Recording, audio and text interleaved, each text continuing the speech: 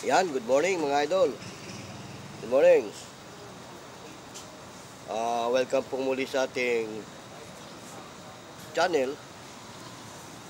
Ito pong muli ang inyong lingkod, si Boyet, ay muling bumabati ng isang magandang umaga. Gano mga idol, salamat ng marami at lagi ko kayong kasama sa panahon ng ating programa. At siya nga pala, shoutout nga pala sa ating mga idol dyan, tulad ni Idol Jonap TV. Idol, shoutout sa iyo. Salamat sa mga comment mo ha. Anyway, subscribe din ako sa iyo sa channel mo. Shoutout sa iyo, Idol. Ganon din kay Idol si Sap TV. Si Sap YTV. Shoutout din sa iyo, Idol. Salamat din sa comment mo at saka sa suporta. Subscribe na rin ako sa channel mo, Idol. Ganyan naman tayo mga vlogger, di ba? Give and take.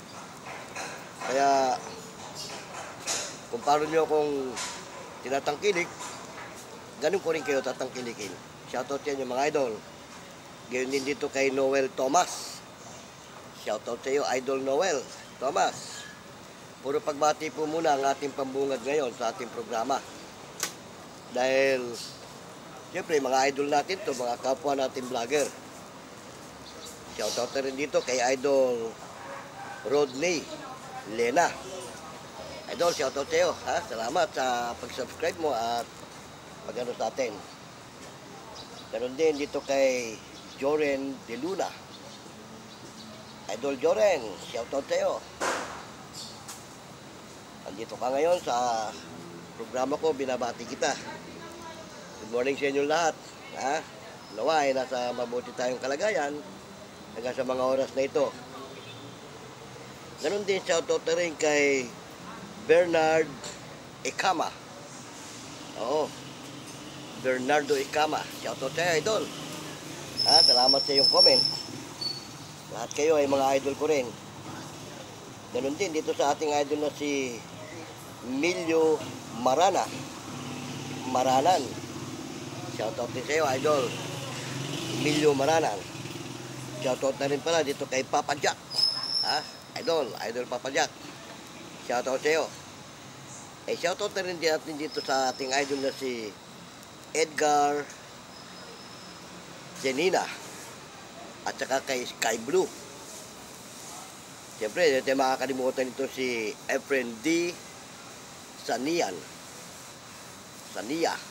Shoutout sa iyo, Idol Lahat kayo ay binabati ko na isang magandang umaga. Batiin na rin natin, i-shoutout na rin natin si Bunny Gamad. Idol Bunny Gamad, shoutout sa iyo. Salamat din sa pag-comment mo Ganon din kay Philip Landico.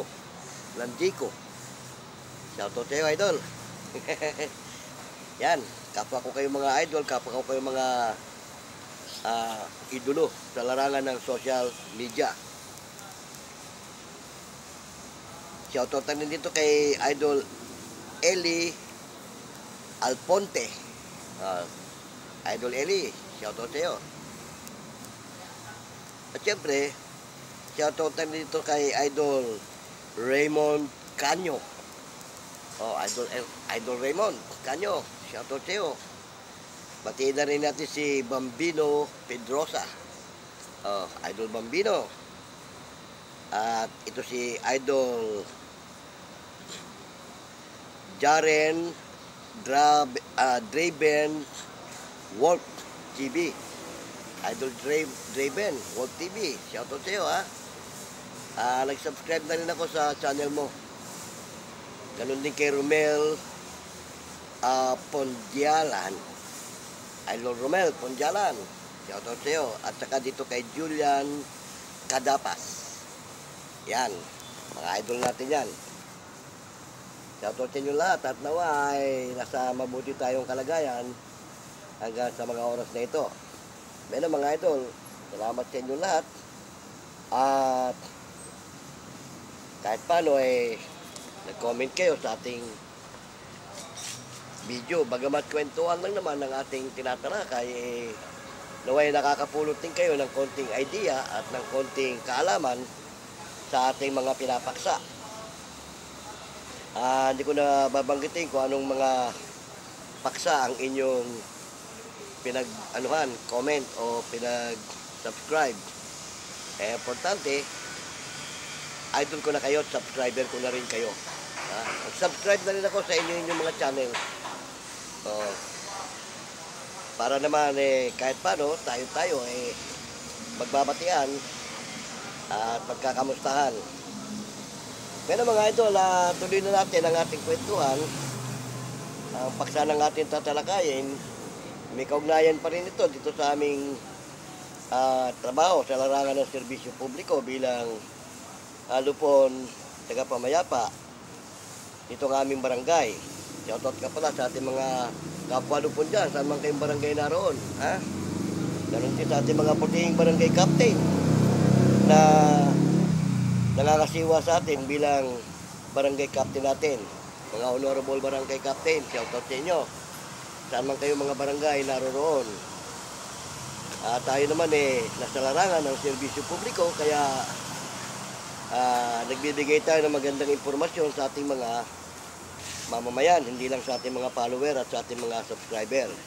Ito lahat sa ating mga mamamayan na nangangailangan ng ating serbisyo. Di ba tama? Pero ituloy lang natin yung paksa natin ng mga nakaraang araw tungkol sa katarungan pambarangay. Merong nagtanong sa atin na halimbawa daw magkaiba ng barangay tapos magkaiba rin ng lungsod o city o municipality. Sample mga idol, halimbawa taga Makati ka. Tapos ang respondent mo sabihin na natin taga Muntinlupa. So dahil layo, di ba? Respondent mo nandoon. Hindi mo rin siya pwedeng i-file ng complaint dito sa Makati kung taga Makati ka. Ngayon, kung saan siyang barangay naroroon at kung saan city o lungsod, doon ka magpa-file ng complaint para sa kanya. Di ba? Tama? Kasi kahit nga magkaparehong city kayo, magkaparehong lungsod, kung magkaiba kayo ng barangay, doon mo pa rin siya ipapile sa barangay na kung saan siya nakatira. Dahil ando doon ang kanyang home address. Kasi kung ipapile mo siya ng complaint sa iyong sariling city o sa iyong sariling lungsod at barangay, 99.9 hindi siya kilala sa lugar nyo. Di ba? Yun ang purpose kung bakit kung saan nandoon ng complainant, ang respondent, sa nakatira ang respondent, doon mo siya ipapile ng complaint.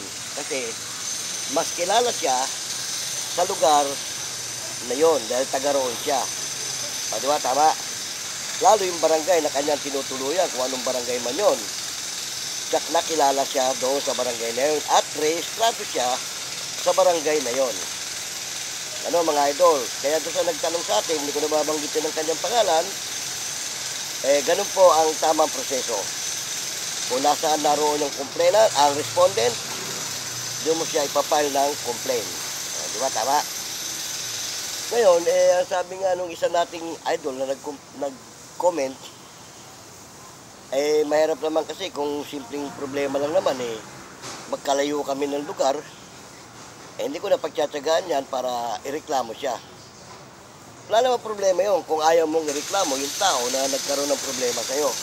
Kaya lang, ang problema dyan, kung sakaling maulit yung mga pangyayari. Isa, pwede pang pagbigyan. Dalawa, pwede pa rin. Paano kung pagpangatlo, lumala ng gusto? At kagandahan lang yan, meron ka ng formal complaint, may blatter ka na sa kanya, just in case na maulit yung problema, malaki na ang chance mo para ituluyan yung kanyang reklamo sa ating mga kinuukulang husgado. Di ba? Tama? Ganyan mga idol, kaya malimit ko sabihin sa ating programa, huwag ninyong i-ignore ang inyong mga barangay o anumang barangay na nakakasakop sa inyo, lalo na doon sa respondent. Oo. Unang-una, bilang pagrespeto sa barangay na kinaroroonan ng inyong respondent, isa yon. Respeto mo yung kanilang barangay, lalo na yung barangay captain nila, kung sino man ang barangay captain sa lugar na yon. Ganon. Ngayon, ikalawa, meron ka ng blatter sa kanya, naulit yon, ibig na sabihin talagang yung taong yon, notorious. So, di ba? Ganon lang yung kasimple yun eh. Sabi nga, first offense, okay lang, reprimanded.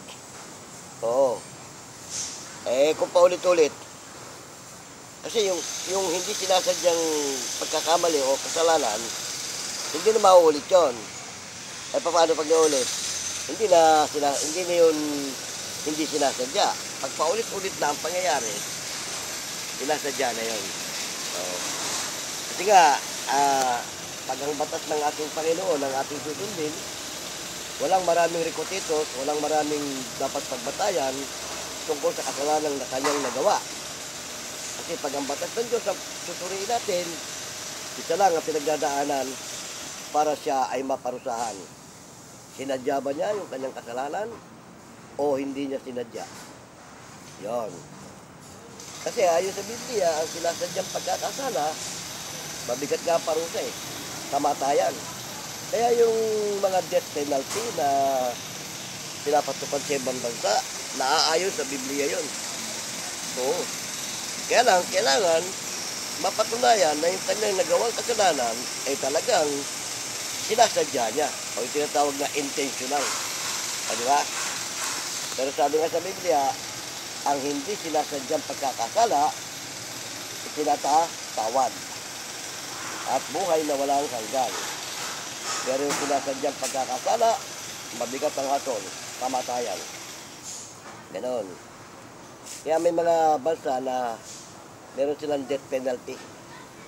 So, ang batas naman kasi natin, batas ng tao, yung nga sabi ni Freddy Galar, ang batas ng tao kung minsan hindi mo maintindihan. Di ba? Yung tuwid, binabaloktot. Yung baloktot, tinutuwid. Di ba? Ganon. At maraming prosesong pagdadaanan para mapatunayan mo na nagkasala siya. Sa batas natin kasi, una, gagamit ka ng testigo. Ikalawa, ebidensya. Di ba? Pangatlo, yung abogado mo. Nahahawak ng reklamo mo. Ganyan. Pero ang batas ng Diyos, iba. Sa panahon ng unang panahon, nagkasala ka, kung sino pinagkalooban ng Diyos na humatol, noon pa kasi may mga hukom na eh. Oo. At mabigat ang mga hukom noong unang panahon. Wala nga ibang pagbabatayan yung ginawa mong kasalanan, dalawa lang. Sinasadya o hindi. Ano mang uring kasalanan ng ginawa mo, dalawa lang ang pagbabatayan. Sinadya o hindi. Kapag napatunayang sinadya, tapos maligayang araw mo. Sigurado. Sa panahon natin ngayon, kung hindi bitay, hindi elektrika, o ano pa mang klaseng death penalty. Pero nung unang panahon, hindi natin alam kung anong klase yung ginagawa nilang pagpatay doon sa mga tao nagkasala. Pero may mga ibang nakalagay sa Biblia na pinapatay ang tao na nagkasala sa pamamagitan ng bato. O kung ilang libo yung mamamayan na napirwisyo mo, babatuhin ka lahat nun hanggang sa mamatay ka. Ang lupit, di ba? Bili mo, sakit ng kamatayan mo nun. Unti-unti yun. Mabuti kung ibabato sa'yo, maliliit lang, kung malalaki. Wala pa naman pakundangan kahit saan katamaan, sa ulo, katawan. Yan ang unang parusa ng nakalagay sa Biblia, binabato. Kaya nga, ang maging ating Panginoon si Kristo sinabi niya kung sino nang hindi nagkasala sa inyo, batuhin niyo ako. Kung sino hindi nagkasala. Pero alam ng ating Panginoon si Kristo, lahat. Walang taong hindi nagkakasala. Hindi mo man sinasadya yan, nagkasala ka pa rin. Lalo kung sinasadya mo. Di ba? Ganon. Pero ang batas natin ngayon, batas ng tao, iba. Oo. maraming rikotitos, maraming pagdadaanan, at kung ano-anong mga ebidensya at kung ano-anong mga testigo ang dapat iharap. Di ba? Na kung minsan, kung alin pa yung mga testigo, yung pa sinungaling. Di ba? At kung minsan, kung alin pa yung mga ebidensya, yun ang binroduce lang o gawa-gawa lang. Kaya nga nung panahon, nung unang panahon, wala na yon. Hindi pwede, hindi na kailangan yung ebidensya, hindi na kailangan yung testigo. O, kasi ibabate lang ang kasalanan mo. Halimbawa, nagnakaw ka. O, ibabate lang yung pagnanakaw na ginawa mo kung sinasadya mo o hindi mo sinasadya. O, meron ka tanong, pag sinabing nagnakaw ka, sinadya mo. Hindi lahat ng pagnanakaw sinasadya. O, kasi tayong mga tao minsan, may mga pangyayari na kahit ayaw natin, dala nung halimbawa na inganyo ka, udyok ng diablo yun eh. Naudyokan ka ng diablo, kunin mo na yan. Wala naman nakakakita. Di ba? Yun. Ngayon, kaya nung araw, ang tao nakakatunan base sa kanyang konsensya. Kasi, kahit hindi mo sinasadya yung ginawa mo, aaminin mo pa rin doon sa hukom na nagawa ko po yun, pero kasi hindi ko naman sinasadya. Nadala lang ako. Ganon. At least, napatunayan, nagkasala ka, pero hindi mo sinasadya. Maging yung pagpatay, hindi naman lahat ng pagpatay, yung pumatay ka ng tao, hindi naman lahat ng pumapatay ng tao sinasadya eh. Yung iba, sa biglang galit. Di ba? Yung iba naman sa pagtatanggol sa sarili. Ganon. Walang maraming rikotitos yung hukom ng araw. At yan, may paintulot ng ating Panginoon Diyos. Ang sabi nga, patayin mo sa harapan ko ang masamang tao. Bawal ang pumatay, pero may utos ng Diyos na pinapapatay yung masamang tao. Kaya nga, ang sinasadyang nagpagkakasala nga, kamatayan eh. Kung ibabatay natin sa Biblia, di ba? Pero kasi ngayon, sa panahon natin, batas ng tao, marami ng pagdadaanan. Sa batas nga natin ngayon, kung alin pa yung medyo mabigat ang kasalanan, yung pa na-absuelto eh. Lalo't na ganon, may pera. Kung unang panahon, hindi kailangan ng pera, kahit may pera ka. Kahit limpak-limpak yung kayamanan mo. Kapag napatunayang nagkasala ka, baliwala pera mo. Hahatulang ka ng kamatayan. Kasi yun ang nakalagay sa, yun ang batas ng Diyos eh. Ang sinasadyang pagkakasala, kamatayan. Ang hindi sinasadya, ipinagpapatawad at buhay. Di ba? Ganon. Yan mga idol, nagkukwentuhan lang tayo. Sana kahit paano, nakakapulot kayo ng konting idea o informasyon. Hanapin nyo, baybayin nyo sa Biblia, sa aklat ng mga hukom, kung paano sila umatod ng panahon nila. Ibang-iba sa aklat ng hukom natin ngayon. Kung may revised penal code tayo ngayon, sila nung araw meron din. Kaya nga lang, ibang revised penal code nila sa revised penal code natin. Sa revised penal code nila, walang marami kung ano-anong rikotitos.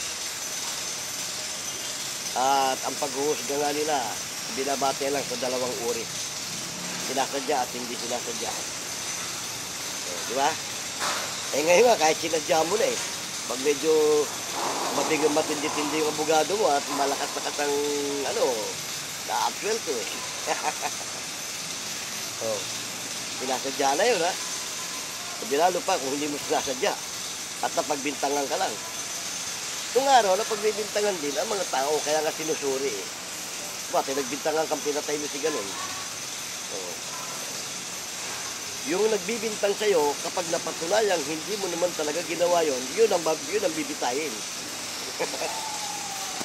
Yung sabi nga, huwag kayong sasaksi sa walang katotohanan. Yun lang, sumasaksi ka sa walang katotohanan. May parusa ka. Ay pa kaya magbibintang ka. Kaya hindi mo naman mapapatunayan. At hindi ka pwede magbintang yung araw. Bakit? Wala ka testigo. Wala ka ebidensya. Hindi kailangan yun eh. Hindi ka gaya nga, pag pinagbintangan mo yung tao, kailangan may ebidensya ka. Kailangan may testigo ka. Yung araw, wala yun. Nagbintang ka, hindi mo mapapatunayan sa hukuman nila yung sinasabi mo. Bakit? Wala kang testigo eh. Wala kang ebidensya. Hindi nila kailangan yung testigo mo at ebidensya mo.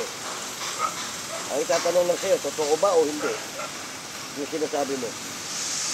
Kaya nga ang tao nung araw, napapaamin na niya sa pamamagitan ng kanilang konsensya. Eh ngayon, ang mga tao wala ng konsensya eh. So, hindi na lang ako konsensya mga tao ngayon. Kahit nga hindi sinasadya eh. Kapag halimbawa malakas na yung kabilang panig eh, at kinuha kang testigo eh, pera-pera labanan eh, ituturo mo yung tao. Ah, di ba? Nangyayari yan. Panahon natin ngayon. Kung natatandaan niyo yung kanta ni Freddy Aguilar, yung katarungan na kanta niya, o di ba? Sabi doon sa kanta eh, bakit maraming nagdurusa, mga walang kasalanan. Ah, di ba? Binanggit din doon sa kantang yun, ang batas ng tao, kung minsan, hindi mo maintindihan. Di ba? May tanong pa nga rin sa kanta eh, ilang pang tulad niya ang magdurusa ng walang kasalanan. Ah, di ba? Kung napakinggan nyo ng buo yung kanta ni Freddy Aguilar na yun, may laman yun. Oo, may laman. Ano siya eh, nasa death penalty siya eh. Ginawa niya yung ano na yun, yung lyrics na yun, para maiparating sa ating pamahalaan yung ganong sistema. So, at si Freddy Aguilar nga ang kumanta nun.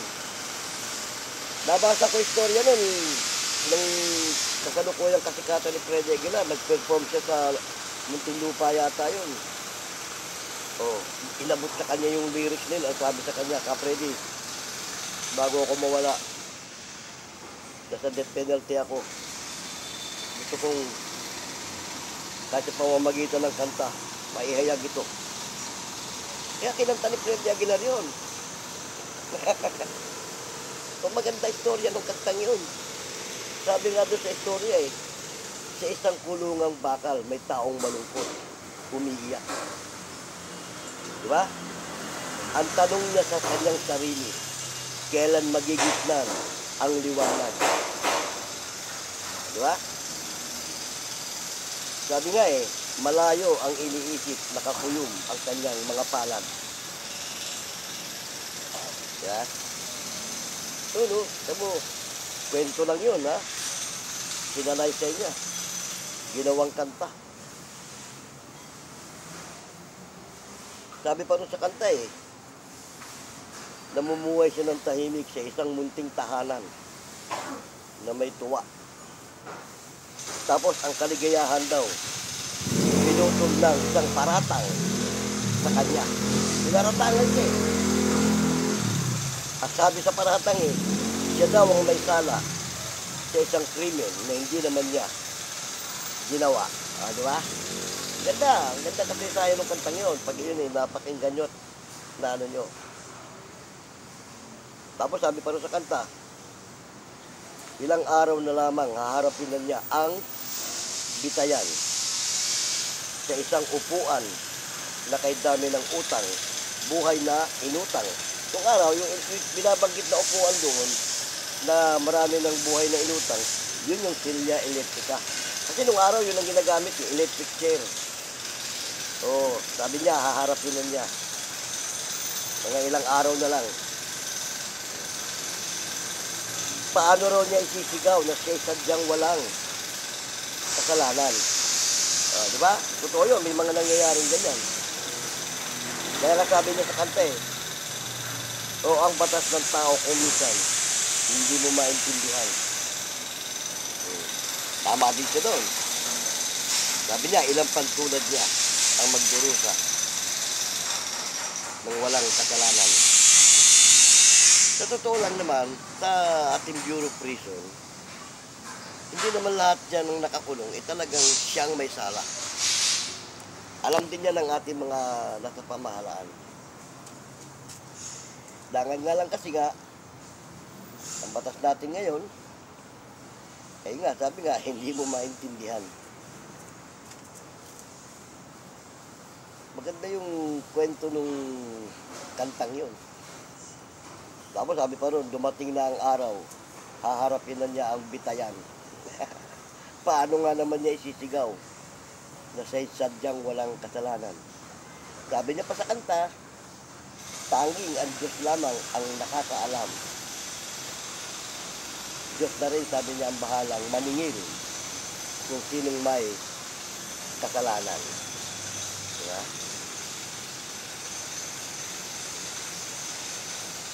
Ganun, mga idol. Yan, napagkukwentuhan lang naman natin yan.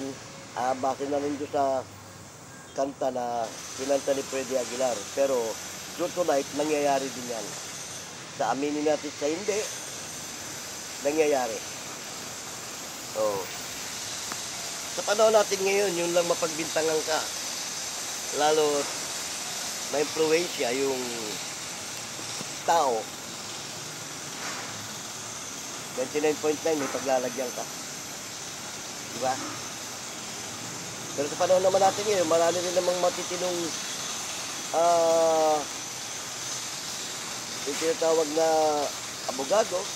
Kaya nga mayroon tayong PAW para doon sa mga tao na walang kakayahang magbayad sa attorney o sa abogado. At hindi naman lahat ng PAW sa pera lang tumitingin ng kabilang panig. May mga PAW tayo na hindi kayang bayaran ng kabilang panig, lalo't alam na matindi ang hinaharap na kaso. Marami tayong magagaling na abogado. At sa panahon natin ngayon, marami na rin magagaling na husgado.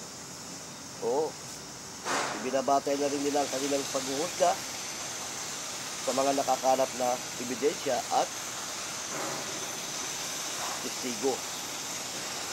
Kaya mga idol, huwag kayong basta-basta testigo sa isang kaso na hindi nyo alam ang tunay na pangyayari.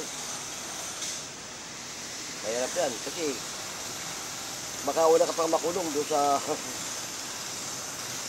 pinaparatangan kapag ikaw nagkamali. Eh kung yung mga tunay na nakasaksi sa pangyayari, hindi nga basta-basta tumitistigo Dahil ayaw masabit sa gulo. Pero mali yun. Kung alam mo tunay na pangyayari, bakit ka matatakot?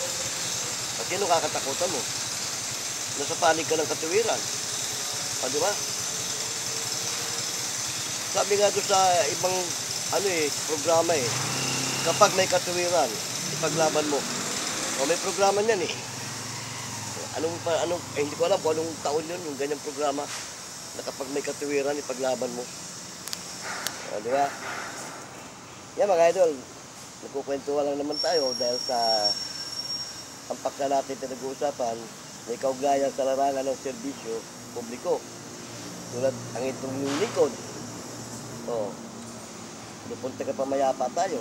Pero sa amin naman, sa Lupunte ka pamayapa o sa barangay justice system, wala naman kaming mabibigat na kaso na pwedeng i-handle. Kapag nga, nabanggit ko na yan, kapag hindi saklaw ng katarungan pambarangay ang isang reklamo, ay inire-refer namin sila sa mga kinaukulan na kung saan sila dapat dumulog. Kaya sabi ko nga, huwag nyo i-ignore ang inyong mga barangay. Mababaw man na reklamo yan o malalim na reklamo, padaanin nyo sa barangay. At ang barangay ang bahalang magano kung saan kayo dapat. Di ba? Kaya dito sa amin, pag hindi nasaklaw ng namin, nire-refer namin sila sa mga kinaukulan. Kasi may mga tanggapan ng police station na pag nag-file ka ng reklamo, direkta, tatanungin ka kung dumaan na ba ng barangay yan. Pag hindi pa, mapupuntahin ka rin sa barangay. Pahihingi ka ng barangay, yung tinatawag na barangay court system. O yung tinatawag na referral ng barangay. Kasi alam nyo, nagtatag ng ating barangay justice system o itong katarungan pang barangay, ang ating dating Pangulong Marcos. na hanggang ngayon ay napapakinabangan. Binigyan niya ng sapat na kapangyarihan ang bawat barangay. So, kaya huwag niyong i-ignore ang inyong mga barangay. Lalo na yung inyong mga barangay captain. Igalang niyo yan at yung kanilang mga kagawad. Dahil yan ang mga may karapatang pinagkalooban na mga siwa sa kanilang mga nasasakupan. Yung punong barangay, siyang bilang ama ng isang barangay na ano man ang problema, sa kanya dapat idulog. Mabigat man yan o magaan, pag dinulog mo sa kanya, siyang gagawa ng paraan para makarating ka sa mga kinaukulan. Kasi nga, kahit na medyo mababaw lang yung reklamo mo, pre-consecutive hearing, hindi kayo nagkasundo, ibabato kayo ng inyong barangay captain sa mga lupon, taga, pamayapa. Oo. Ibabagsak na kayo sa barangay justice system. Nangahawak naman sa problema nyo yung mga lupon, taga, pamayapa. Ganon din naman yung mga lupon, taga, pamayapa. Sa tatlong paghaharap at hindi rin kayo nagkasundo, at saka lang kayo sa certification to file action para dalhin sa taas ang inyong reklamo. Diba? Tapos, ang magiging ano nun, pagbabatayan ng prosecutor doon, pag nakarating sa taas yung reklamo, yung minutes of hearing. Kaya nga pagka nakarating sa lupon, ang inyong kaso, ang gagawin dyan, bubuo ng pangkat tagapagkasundo ang lupon taga-pamayapa. Yung barangay justice system, bubuo ng pangkat tagapagkasundo yan. Isang presiding officer, isang secretary, at saka yung member. Yung presiding officer, siya magpipresent ng problema nyo, ng reklamo, ng usapin. Yung secretary ang gagawa ng minute, kung ano mga napagkasundo, ng mga napag-usapan. At yung isang miyembro, isa rin sa mag-a-advise yun o magbibigay ng solusyon sa inyong problema. Kaya tatlo ng tatlo yan. Hindi pwedeng isa lang, hindi pwedeng dalawa lang. Tatlo yan. Tapos may mga pangyayari din, ito, marami rin hindi nakakaalam nito, na nagkaroon ng amicable, nabubuksan ulit ang reklamo. Kumbaga parang kakaroon ng apila, sa paanong paraan, certification to file action ang kalalabasan sa bandang huli. Kasi, ano ba, nagkasundo. Tapos, yung complainant hindi yata satisfied sa nangyari. Nagkaroon ng fraud, intimidation, o kung ano pa man. Idudulog ulit yan. Yung tinatawag na repudiation. Marirepudiate yung kaso. O, kailangan, within 10 days, bago dumating yung 10 days, i-repudiate mo na yung kaso mo, yung reklamo mo. I-apila mo ulit. Oo. Pagkadating sa repudiation, bubuksan ulit yung kaso mo, yung reklamo mo, doon palang malalaman kung para saan talaga yung reklamo mo. Alam mo, napatunayan na hindi ka talaga satisfied doon sa nangyaring nung lupon. O, na-repudiate yung kaso mo. Ngayon, kapag talagang dapat ka lang napagkasunduin, babagsak ulit yan doon sa tinatawag na conciliation. Tapos, magkakaroon kayo ng tinatawag ulit na amicable. Pag talagang dapat lang na magkasundo kayo. Ngayon, pag talagang may problema, at saka lang yan, isang certification to file action para ibato sa taas. Ganon. Kasi nga, may mga pangyayari niya na pagdating sa husgado, certification to file action, pagdating sa prosecutor o sa husgado o yung tinatawag na piskal, na pag-aralan yung problema nyo, na mababaw lang, na pwede naman tapusin sa barangay, ibabalik nga yan eh, sa barangay eh. Oo, yun nga, nare-repudiate yun eh. Ngayon, meron namang sistema ng kaso na ang ginagamit na pag-handle o pag ano, yung tinatawag na arbitration. Mabigat-bigat kapag arbitration ang ginamit ninyong pamamaraan tungkol sa problema o usapin yung magkabilang panig. Bakit? Dahil sa arbitration kasi gagamit ka na ng testigo. Gagamit ka na ng ebidensya. Oh.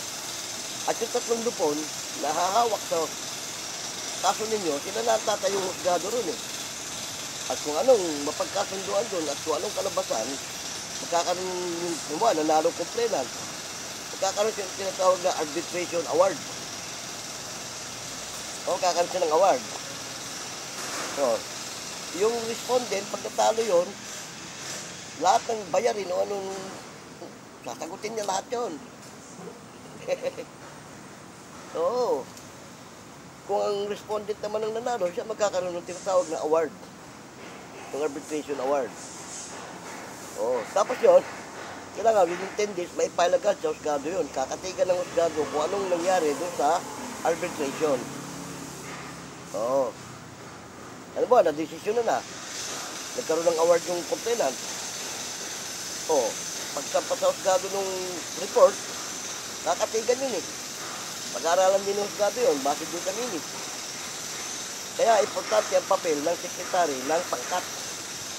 Kasi, pangkat secretary, yung pangkat na presiding officer, at saka yung member. Ganon. Pero bihira ang gumagawa ng tinatawag na arbitration. Kasi nga, makalimuot yan eh. Oo. Kailangan dyan talagang pag-aralan yung maigi, yung sistema ng reklamo ng tao. Ganon. Kaya tatlong klase.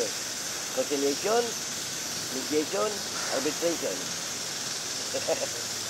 Pero sa Philippine mediation, isa lang, win-win solution.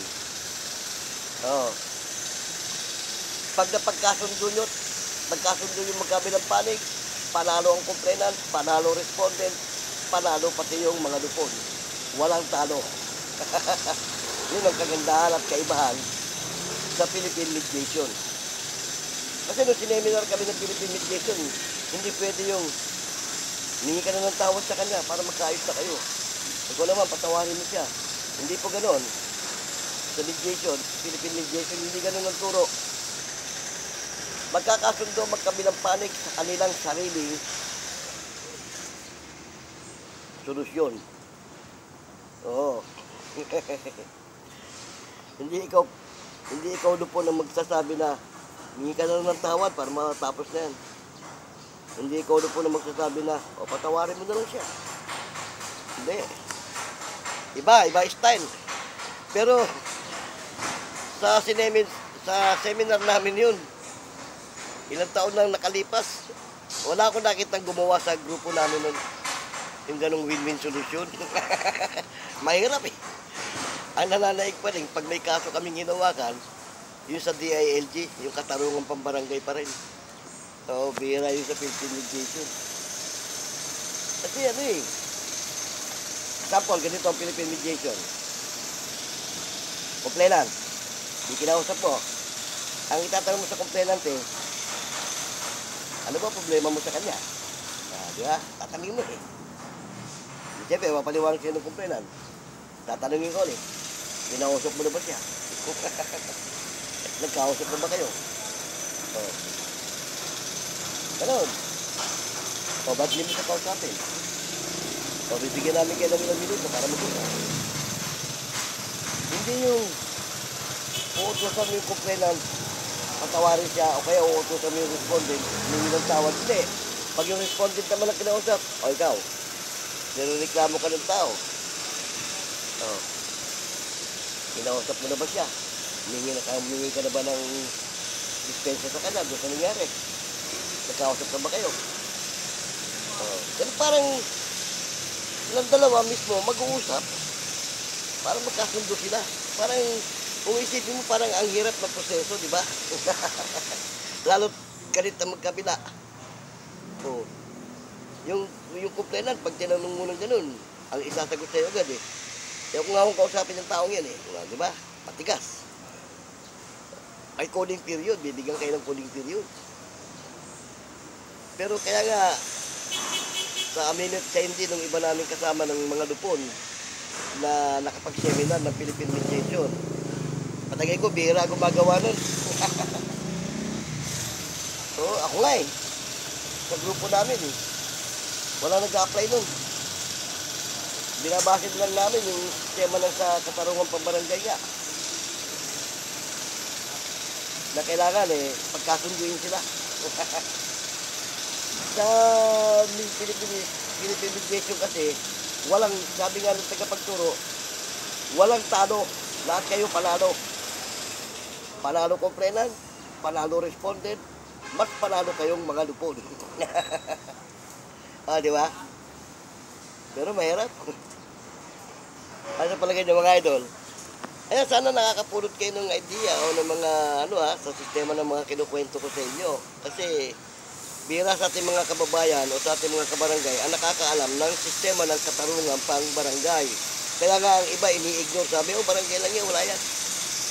Walang mangyayari dyan. Oh, di ba?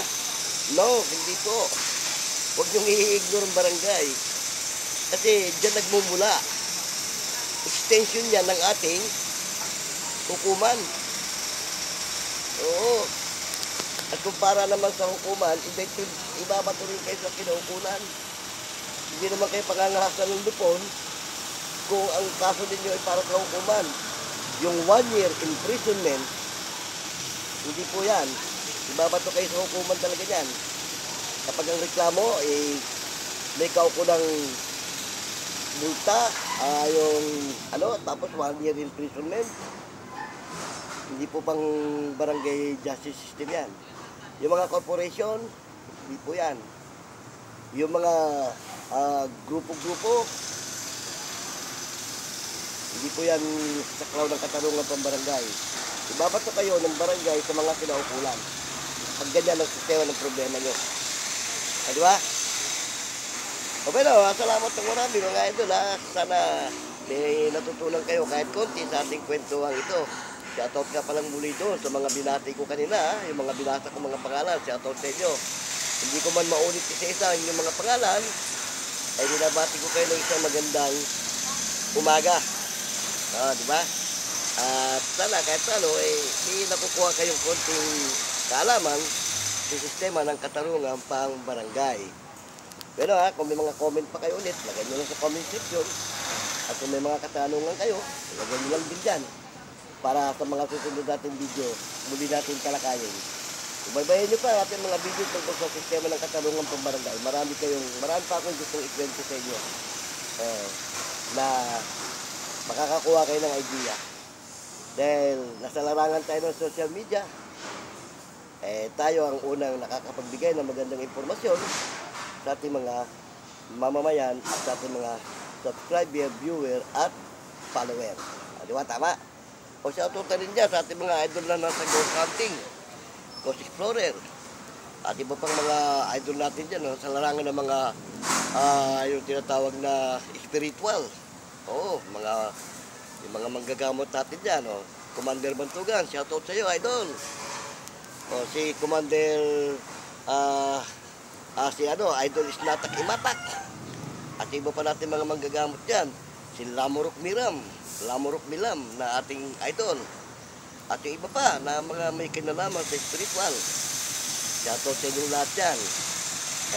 Siyempre, tayo naman, pagdating sa spiritual, kahit pa paano, sa inyong likod, meron din tayong alam dyan. Dahil, naikwento ko na nga sa iba kong vlog. Dati hindi ako nagbablog ng tungkol sa spiritual. Nainganyo ako dahil sa ating mga idol. Kaya binabahagi ko rin yung aking kanusan sa larangan ng spiritual. Di ba, tama mga idol?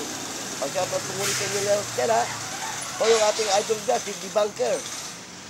Idol Bungo TV, shout out sa iyo, man. Paano? Ito pumuli, yung lingkod, si Boyet, ay pansamantalang nagpapaalam. Hanggang sa muli, paalam!